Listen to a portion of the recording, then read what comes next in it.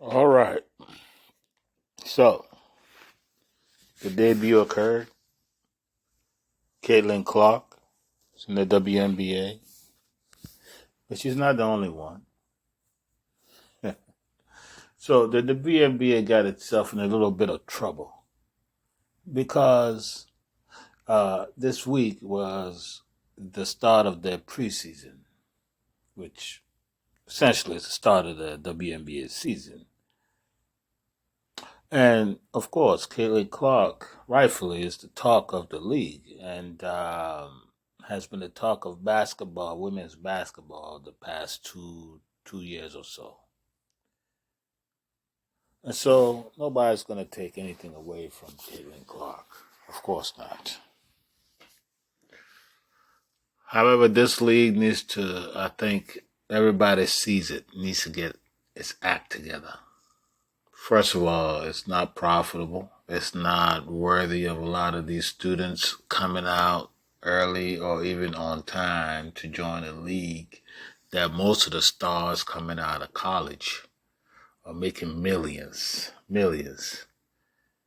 And a player like Caitlin Clark is going to make what? I think it was $74,000 for the season. But thanks to NIL, these young ladies, and I think it's more of a phenomenon really with the ladies game. There's some, top male athletes to get their NIL and it follows them to the pros. But for the women's game in particular, it is the most important avenue for growing the sport because now with the NIL, these women can start, at least the top stars. NIL doesn't cover everybody, as we know. It's on you and your ability to get deals from companies and sponsors and, people that want you to be ambassadors for their craft, their business, their brand, or what have you. They're the ones paying. So it's survival of the fittest. It's he or she according to their abilities and the market's interest in paying them to be a spokesperson or to be the face of their brand or their business. That's where the NIL is valuable because, the women's basketball, women's sports in general in college and at the amateur level, it's not at the same level as the men. And so it's very important where we are now. Now we're in an era where a lot of these top stars, women in sports, can now, at the college level, at least, and I have no doubt it's going to dribble down into the high school level soon because you can't stop it once you start it. So pretty soon the NIL will be all crazy stuff at the high school level. I'm pretty sure it's going to be halted at that level, and I don't see it dribbling down to the middle school and Pee Wee and Pop One and all that. But it's here to stay. And so I think what is going on is that in the women's basketball game, it's great that it's happening. But the league itself needs to have, I think, an understanding that at the end of the day, it's a business and it's about growth. Right now, I'm shocked that all the momentum that these young ladies are bringing from the college ranks, that the WNBA was ill prepared or unprepared to maximize the money, the business aspect of these young players who are bringing their own millions of followers with them to the league. And right now, we're not even talking about equal pay and all that anymore. That's men's controversy. Men like to talk about that, but these women want to play. They want to compete. They want to be seen. They want to have a chance to grow and continue to grow. So, in the first week, the first night, opening night of the preseason, which is the season for the WNBA, they essentially only showed uh, the Indiana Fever, Caitlin Clark's team, on their pay for access or whatever, they have going on, streaming access. They failed to show Angel Reese and Camila Cardoza games. That game, which a lot of people wanted to see. Caitlin Clark, I'm glad, that the WNBA has ruled. She deserves the attention, but the others should not be disrespected. They should not be disrespected just because Caitlin is special. Because they are special too, and they have following. They have fans that are following them. And it turns out they failed to show that first game involving Camilla and Angel. And a lot of people searched for that game. They wanted to see that game. But the WNBA only featured the game involving Caitlin Clark. Why? Doesn't make sense. And believe me, it's not about race. And I'm glad the attention is going to Caitlin, but there's so many ballers who are being ignored, not just by the league, the WNBA, but also by corporations like Nike, Adidas, Under Armour. There was this bidding war just for Caitlin. But what about the other superstars? How about the other greats that are already in the league, that are coming into the league? Why are we ignoring them? Come on now. And Reese has a huge following already. So why doesn't she get a shoe deal? Why not? Why not? So I have a problem.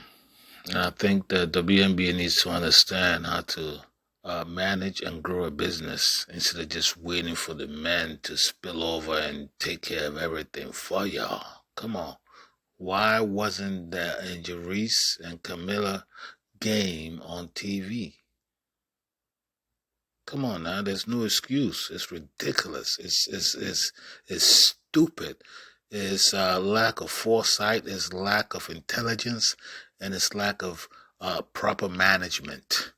It's as if the league is just it's like the battered women's syndrome. Excuse the terminology, but like they're used to it. They're used to being the bottom of the pit. They don't want to grow. And I argue with friends all the time, like, it'll take time. They got to get stars. They got to do this. Then they got to go, do business, battling negotiations with corporations and companies. Right now, let me tell you, the hottest product in sport is women's basketball. Women's sports in general is hot. Volleyball even, you name it. Women's track and field is hot. Women's tennis is hotter than the men's. It's just, I think a lot of women are watching women's sport finally. And the excitement they bring to the game as audience is spilling into the men. The men, I mean, women and men. It's not like we don't have girlfriends and we don't have spouses who we also watch at sports events with before. We made them watch men's sports with us.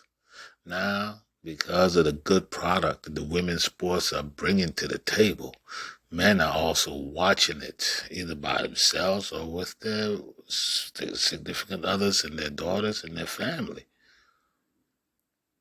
I have a crew, a bunch of guys. We've been friends for 40 years. And we would always watch sports together. And there was a time when me in particular, when the women's sport come on, I couldn't hurry up enough to turn the TV off or turn it to another channel. Anything but that. That's how we used to be about sport when it comes to men's sport and women's sport. It was non-existent. Now men want to be there. We want to support them. I have daughters. I love the fact that Society's not creating options, and men are also tuning in to women's sports, and it's going to be special for a long time to come. And so the WNBA needs to get its act together. Now, there's advertising, sponsorship, corporate money waiting. I have no doubt that there's opportunities that the WNBA hasn't reached out to, hasn't tried to grab, hasn't tried to expand. How can you not be at the forefront? How can every game that is played right now not be accessible to a national audience, international audience? Why? Your product's in demand. What are you doing? Just sitting in your corporate office with your salary, taking it easy, just living off of last year's deals, your previous year's deals. You could go in right now and strike a deal with a big company. You could go in right now and get with a media company to show all your games for sponsorship, money, fees. Come on now. What are you doing? Right now, there should not be a women's WNBA game that's not accessible to a national audience. I'm not talking about just private streaming. And it's ridiculous. I'm so tired of all these sports teams and organizations going to these private apps. Why? Why? I really think you slap yourself in the face when you do that. Yeah, there's going to be some people that don't mind because they're already using apps to watch TV, and that's their thing. But the vast majority of people don't use the apps. And if you are going to engage in trying to grow your sport, you want to appeal to a mass audience and be accessible to a mass audience. There's advertising revenue there. A lot of advertising revenue because now you have an outsized growth in fan base that is continuing to grow astronomically each year. So your focus should really be on trying to maximize the ability to engage in contractual relationships and negotiations with corporations and networks over ad revenue, over sponsorships. Stop doing this app membership thing. It doesn't work for a league like yours that's trying to grow and is already has a lot of fans who are trying to reach and access the product but cannot because you've sold yourself to a small, minute app and app systems that basically deprives a growing audience of an opportunity to watch your product. It doesn't make sense. It doesn't make sense. The WNBA game should be one of the most accessible sporting organizations and leagues in the world. Anywhere you want to watch women's basketball, it should be right in front of you. It should not be a barrier. It should not be a login, a sign in, or nothing. Work with networks and providers who will pay you because your product now, you're not on the basement anymore. Act like it. I think, like I said, the syndrome. You're in the syndrome like you're still in the bottom pit. You have the opportunity to maximize what has happened in this sport for women, particularly women's basketball. Come on now. I am somebody that talks about sports and other things regularly online, and I'm frustrated because I, for one, was also trying to find that game. The Angel Reese game, the Chicago Sky game. They have following. They have people that want to watch Camilla and Reese, and they couldn't find them. Now it took somebody used a cell phone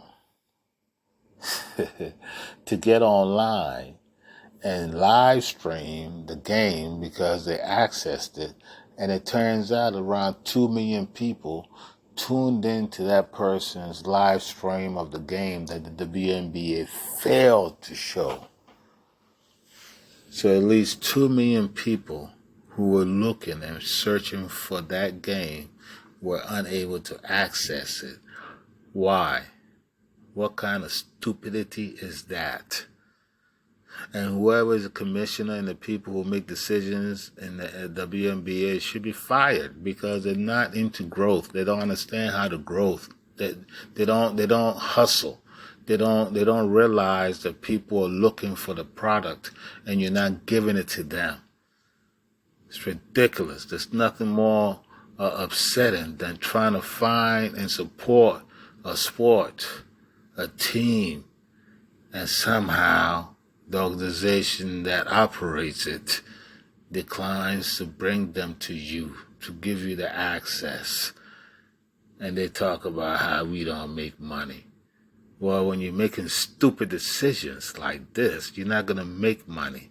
It doesn't make sense. You left so many fans frustrated. It's upsetting. And I'm sitting here still upset because the whole day, was it Tuesday, I was looking for it. I'm like, oh my God, I can't wait to see Reese and Camilla play. And then everybody's like, everything was Angel.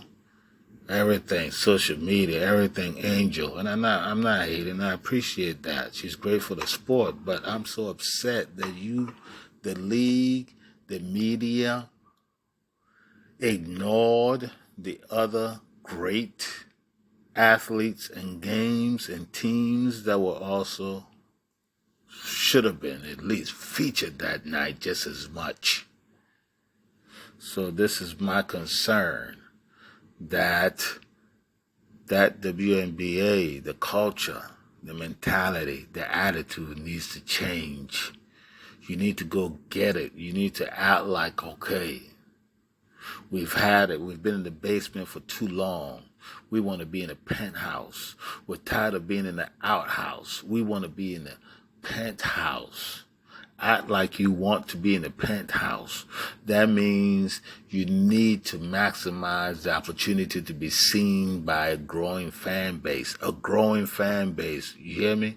A growing fan base. Huge. And you're not keeping up. And whoever is in charge really needs to quit or be fired and find somebody who understands how to grow and grab the bull by the horn and grow to infinity. Because women's basketball, which basically is on par with women's soccer, the way things are going when it comes to women's sports worldwide, it's right there on par, and it's right now in place in a position where it can take over, and it is about to be the biggest women's sport in the world. It's women's basketball, and here you are, some of the greatest athletes we watched in the NCAA tournament the last few years. I watched more NCAA tournament women's than I've watched the men's in a long time. The last 2 years, I watched 80% of my NCAA tournament watching was in the women's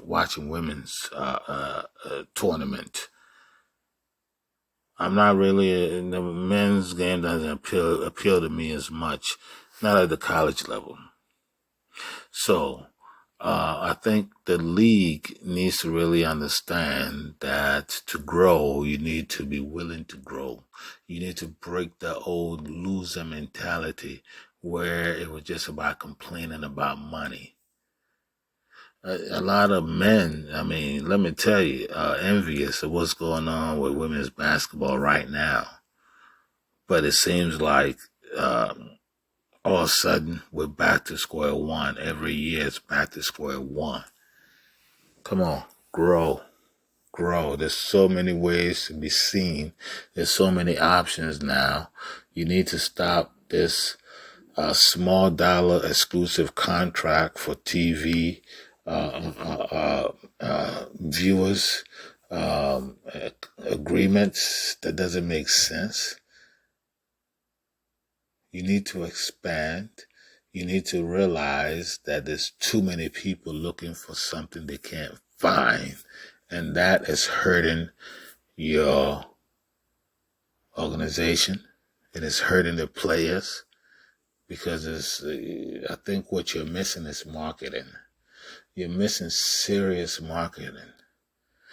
You're missing the opportunity to really take this to the next level. I'm talking, look, just like Nike made Caitlin Clark $28 million contract offer, and then now they're in agreement, and she's working, and she's going to make that money as a contract. Okay, no woman has ever signed any type of deal like that. So we're in a new era.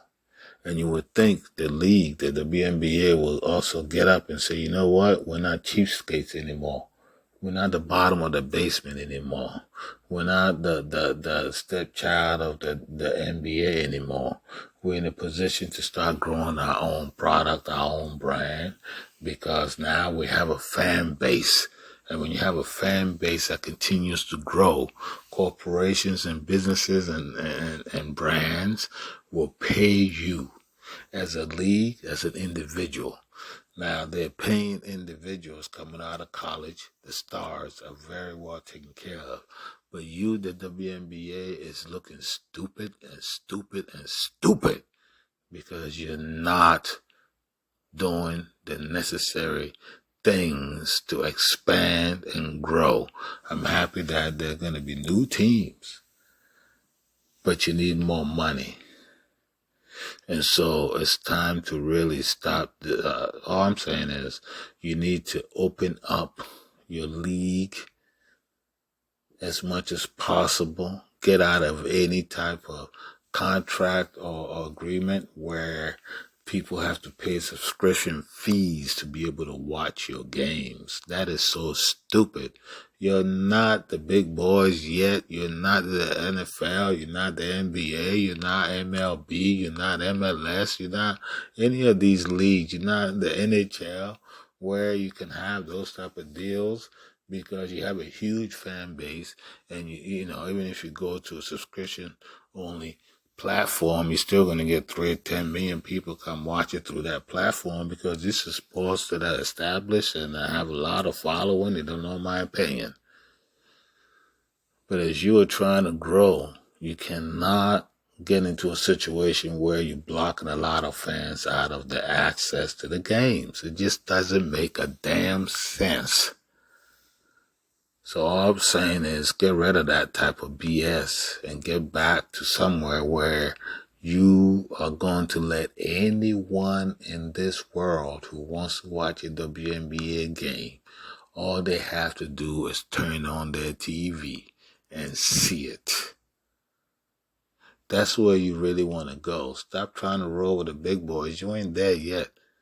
But you can get there by getting into free media that allows so many people to access and work on the ad revenue and sponsorships. This is where you're at. There's so much opportunity out there to get sponsorship dollars that you are not taking advantage of it. I love the product. But let's stop focusing on just trying to highlight and focus and feature Caitlin Clark, and that's basically the money.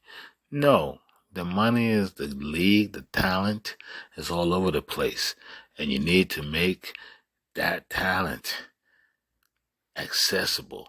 You need to strike the hammer. Strike it while it's hot, because it's so upsetting that people cannot access games when accessing games is where you're going to get your money. Not a lot of people want to subscribe to anything just to be able to watch any type of sport. Well, most sport, no, unless you're a diehard sport fiend, you don't want to pay for subscription. And for a growing league like the WNBA, you don't want to force people to have to pay for subscription before they even have access to your product. It's time to change that. Seriously. Everybody that wants to watch a WNBA game at home or anywhere with their family, their children. I would love to watch some of those games with my daughter. They should be able to just turn on the TV and do so without any issues. Learn how to grow. Learn how to manage the growth, because nobody's going to give it to you. You have to take it and earn it. So it's time to flip the script, WNBA. Instead of just going to look for somebody to give the money, go and take the money. Go and negotiate your value, and you will make the money to take care of your players, so they don't have to do things like go overseas to play basketball to earn a respectable living as a pro athlete. We see what happens to people like Brittany Griner in Russia, because she was trying to go hustle for more dollars to take care of her family. No, we could do that right here. But y'all need to get to hustling and start BSing and start trying to grow and make the game accessible to anyone who wants to watch it. That should be the number one, agenda for the WNBA for the next 5 years. Don't get into any deals where somebody has to sign up, register, or do any of that to be able to catch a WNBA game. No, there's a lot of opportunity to make money on the ad revenue side. Go for that. Sponsorship, go for that. Come up with creative ways to let more people, more companies participate. That's what they want. But right now, you have closed yourselves in, and you're leaving a lot of dollars on the table.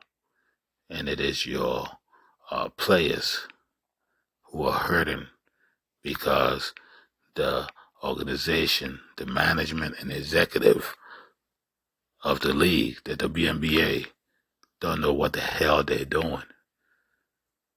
They're playing it cute. Even at the draft, they just, cute. Bringing the jerseys out, all that, and posing for pictures. What the F? Come on now. It's time. Because if y'all don't strike it now, even the new stars that came in just going to phase into the old ways. And once in a while, you'll be able to catch some of them on TV. No. If y'all don't do what you're supposed to do, even Galen Clark might fade in the background. Because there's a lot of competition for eyes when it comes to sports. And this is the time to make that move, WNBA. Go all out. Start negotiating deals. Focus on ad revenue and sharing ad revenue across board. Negotiate lucrative deals with organizations and companies. Your star athletes, get with them. Get them speaking engagements. Get them out of the league. Get them out of the community to do things. Go talk to companies, corporations. Learn, teach.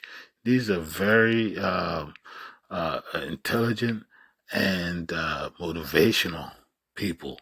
You could have them all over the place, trying to influence and learn and teach young girls how to get to this point, succeed. We need more of it. There's not enough to go around to teach a lot of these young ladies. So that's me. That's my frustration. And I think the league is selling itself short. And it's not breaking out of its own mentality of being at the bottom and being like the reject or the second-class citizen when it comes to the NBA. That the WNBA could compete.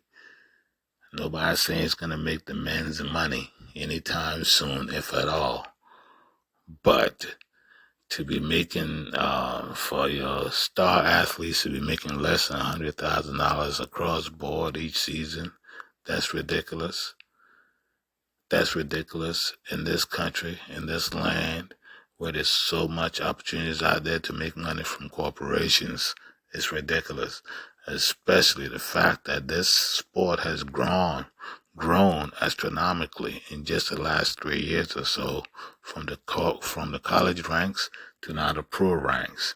And if y'all going to continue to not find a way to get out there and get your money and expand the viewership of your product, then it won't last. This excitement period might just be just that, an excitement period that will die because those who are running the organization failed to capitalize when the moment came. They failed to seize the moment. I hope that doesn't happen because the girls and the women deserve a lot better, an opportunity to actually be here permanently as a successful league where young women, young girls can aspire to be amongst the greats. That's what we want. I, as a man, that's what I want. And my frustration is that those who are running the WNBA don't understand how to get there. They need to find somebody who knows how to build, how to capitalize, how to seize opportunity, and make this a permanent status situation for the WNBA and women's basketball. Respect. Wil Omane. I'm out.